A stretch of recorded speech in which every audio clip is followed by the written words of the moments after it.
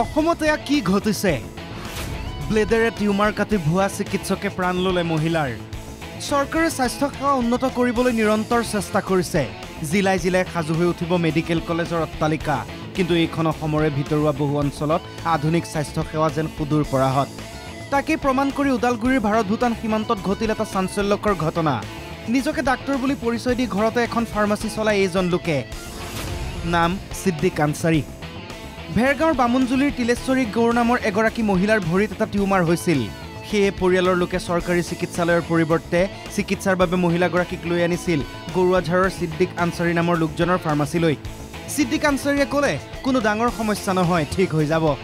সেই বুলি কৈ দুটকীয়া ব্লেডেৰে ভৰি ফালি সিদ্দিকে টিউমাৰ কাটি উলিয়াই দিলে মহিলাগৰাকীৰ ঘৰলৈ যোৱাৰ পাছতে মহিলাগৰাকীৰ স্বাস্থ্যৰ অৱনতি আৰম্ভ হ'ল পাৰ্শ্বক্ৰিয়া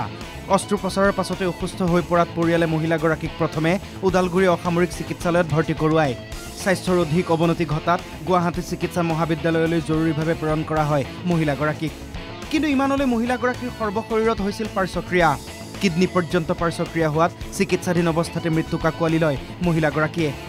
এই ঘটনাৰ পাছতে তীব্ৰ চাঞ্চল্য সমগ্ৰ অঞ্চলটোত মহিলাগৰাকীৰ পুত্ৰই দাখিল কৰিলে এজাহাৰ সেই এজাহাৰৰ ভিত্তিতে হৰিশিঙা ৰাজহ চক্ৰ বিষয়া মদিৰা বেগম আৰু উদালগুৰিৰ ঔষধ পৰিদৰ্শক গৰুৱাঝাৰত উপস্থিত হয়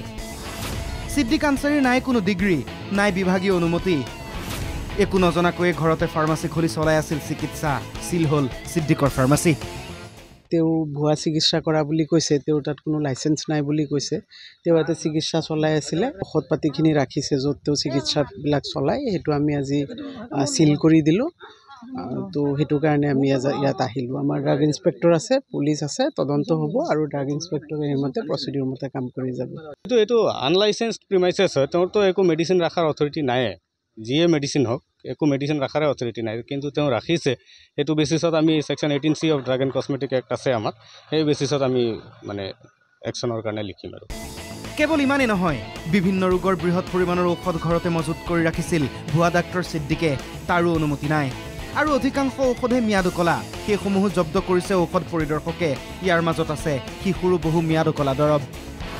এইগৰাকী মহিলাই প্ৰথম নহয় পূৰ্বেও ভুৱা চিকিৎসক সিদ্দিকৰ হাতত প্ৰাণ গৈছে ৰোগীৰ সম্প্ৰতি ডিমাকুচি থানাৰ আলহী এইজন ভুৱা চিকিৎসক সিদ্দিক আনসাৰী কেৱল এওঁই নহয় কেৱল এইখন ফাৰ্মাচীয়ে নহয় ভাৰত ভূটান সীমান্তৰ বহু ফাৰ্মাচী কোনো লাইচেন্স নথকাকৈয়ে চলি আছে এই ঘটনা ঘটি যোৱাৰ পাছত প্ৰশাসনৰ চকু খোল খাব বুলি আশা কৰিছে সকলোৱে উদালগুৰিৰ পৰা ধনমণি বৰ্মন NKTV+